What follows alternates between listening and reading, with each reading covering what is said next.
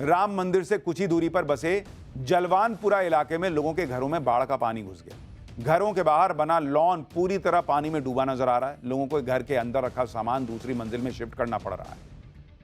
आपको तस्वीर दिखाता हूं। प्रयागराज और वाराणसी में ही नहीं, बलिया में भी गंगा नदी रौद्र रूप दिखा रही है।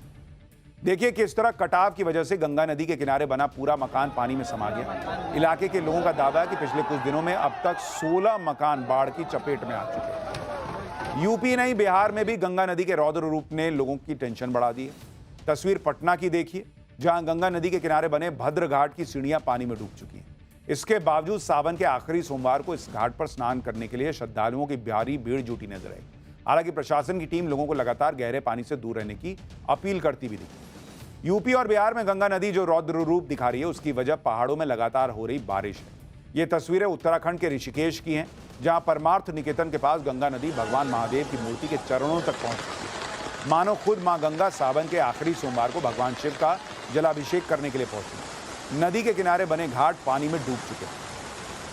देहरादून में भी टपकेश्वर महादेव मंदिर के आगे से गुजरने वाली तमसा नदी में भी जबरदस्त उफान दिखा और भारी बारिश की वजह से मंदिर की सीढ़ियों में झरना बहने लगा। लगातार हो रही बादल फाड़ बारिश के साथ ही पहाड़ी इलाकों में जिस तरह बादल फटने की घटनाएं बढ़ी, उसकी वजह से भी नदियों का जलस्तर तेजी से बढ़ रहा है।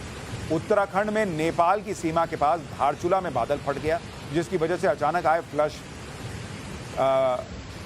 फ्लैश फ्लड में सड़क का बड़ा हिस्सा बह गया और कई गांवों का संपर्क टूट गया। खैर, ये तूफान तो या ये बारिश वाला संकट तो देश के अलग अलग हिस्सों में है, लेकिन एक संकट पाकिस्तान में आया हुआ है, जिस पर अगला चैप्टर है। सरेआम पब्लिक ने कर दी जूतों से पिटाई। पाकिस्तान में मुनीर हाफिज सही दोनों सदमे में। पहले चीन फिर ट्रंप को धोखा। पाकिस्तान ने ईरान के साथ क्या किया कि सब मुनीर शहबाज को महाठग बता रहे। अब इसका चैप्टर खोल रहा। पीएम मोदी ने पहले ऑपरेशन सिंदूर के जरिए पाकिस्तान की आतंकी सेना और उसके आतंकियों को धुआं किया। फिर भारतीय सेना ने जम्मू कश्मीर में एक्टिव पाकिस्तानी आतंकवादियों को ऑपरेशन महादेव में चुन चुन कर निपटा दिया। अब तो पाकिस्तान में वो हो गया है जिसने मुनीर और हाफिज सईद दोनों गहरे सदमे में।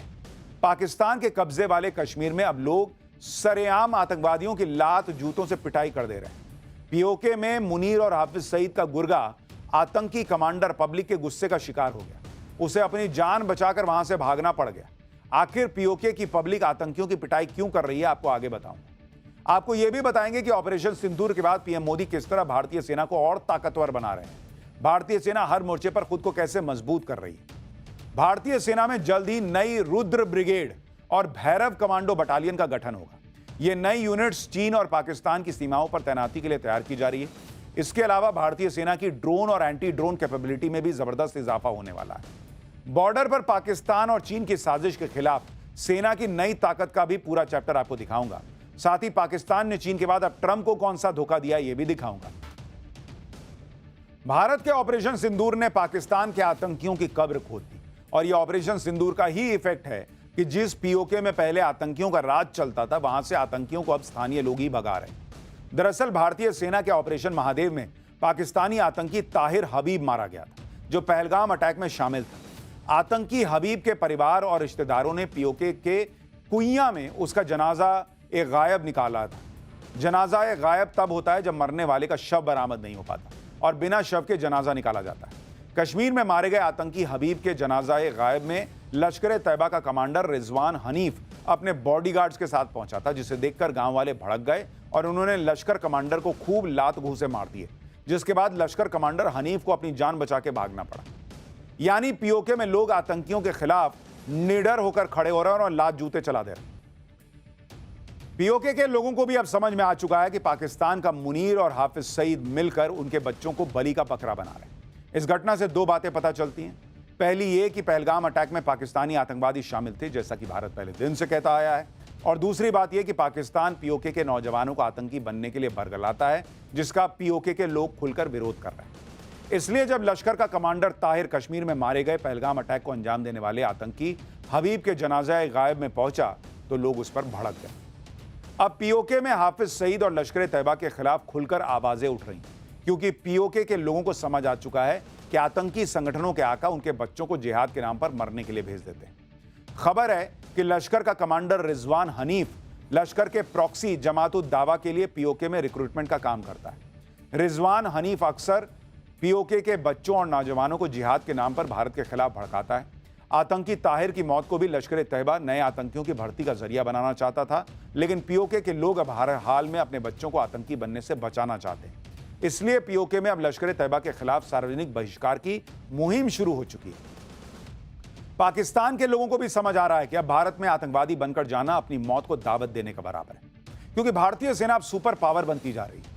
ऑपरेशन सिंदूर में भारतीय सेना ने अपना दम दिखाया।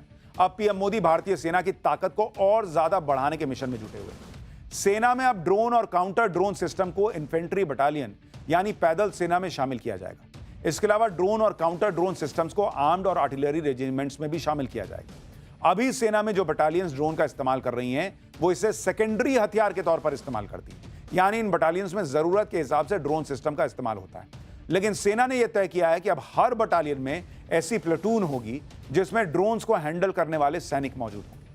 अभी तक सेना में पैराशूट रेजिमेंट की स्पेशल फोर्स या सेना की घातक प्लेटून स्पेशल ऑपरेशंस को अंजाम देती है। भारतीय सेना ने अपनी स्ट्राइक करने की क्षमता को और ज्यादा घातक बनाने के लिए एक नई कमांडो यूनिट का भी गठन किया है। इस कमांडो यूनिट का नाम भैरव कमांडो ब्रिगेड होगा। भैरव ब्रिगेड की हर बटालियन में 250 कमांडो होंगे। इन कमांडोज को हमला करने, दुर्गम इलाकों में ऑपरेट करने के लिए खास ट्रेनिंग दी जाएगी। भैरव कमांडो फोर्स हाईटेक हथियारों से लैस होगी। सेना ने अपने रेजिमेंटल सेंटर्स को निर्देश दिए हैं कि 1 महीने के अंदर भैरव कमांडोज को ऑपरेशनल स्तर पर तैयार कर लिया जाए। भैरव बटालियन छोटी, तेज और हल्की यूनिट होंगी जो बॉर्डर पर तुरंत हमला करने के लिए बनाई गई हैं। ये पारंपरिक स्पेशल फोर्स से अलग होंगी और छोटे लेकिन तेज हमलों पर फोकस करेंगी। शनिवार को भारत को स्पेन से उसका 16वां और आखिरी C-295 सैन्य परिवहन विमान भी मिल गया। ये एयरक्राफ्ट मल्टी रोल है और भारत ऐसे ही 40 एयरक्राफ्ट अपने देश में भी तैयार करने वाला है। अभी तक हमारी वायुसेना एवरो विमानों का इस्तेमाल कर रही थी जो पुराने हो चुके हैं। भारतीय वायुसेना की ताकत इन विमानों के आने से और बढ़ जाएगी, क्योंकि C-295 ट्रांसपोर्ट विमान में एक साथ 71 सैनिक या 48 पैराट्रूपर्स को ले जाया जा सकता है। इसमें मेडिकल स्ट्रेचर और उपकरण फिट कर एयर एम्बुलेंस की तरह भी इसे इस्तेमाल किया जा सकता है। यह बाढ़, भूकंप या दूसरी आपदाओं में राहत सामग्री पहुंचाने में भी सक्षम है। यह विमान हवा से सामान या सैनिकों को पैराशूट से गिरा सकता है, जो बॉर्डर इलाकों में बेहद उपयोगी है। पाकिस्तान वो देश है जो किसी को भी धोखा दे सकता है। पहले पाकिस्तान ने अमेरिका की गोद में बैठकर चीन को धोखा दिया और अब पाकिस्तान ने अमेरिका को भी धोखा दे दिया है। ट्रंप जिसे अपना दुश्मन मानते हैं, पाकिस्तान ने उसी ईरान के राष्ट्रपति का दिल खोलकर स्वागत किया। सिर्फ इतना ही नहीं, अमेरिका ने ईरान के जिस न्यूक्लियर प्रोग्राम को तबाह करने के लिए अपने B-2 बॉम्बर से बम गिराए थे, अब पाकिस्तान ने ईरान के उसी न्यूक्लियर प्रोग्राम का खुला समर्थन कर दिया। दरअसल पिछले हफ्ते ईरान के राष्ट्रपति मसूद पिजेश्कियन 2 दिन के पाकिस्तान दौरे पर आए थे, जहां एयरपोर्ट पर पिजेश्कियन का स्वागत खुद शहबाज शरीफ ने किया। इसके बाद शहबाज और पिजेश्कियन के बीच कई मुद्दों पर बातचीत हुई। पाकिस्तान और ईरान के बीच कई समझौतों पर हस्ताक्षर हुए, लेकिन सबसे ज्यादा चर्चा शहबाज शरीफ के उस बयान की हो रही है जिसमें शहबाज शरीफ ने ईरान के न्यूक्लियर प्रोग्राम को सपोर्ट कर दिया, जो कि अमेरिका को खुली चुनौती जैसा है और धोखे जैसा भी।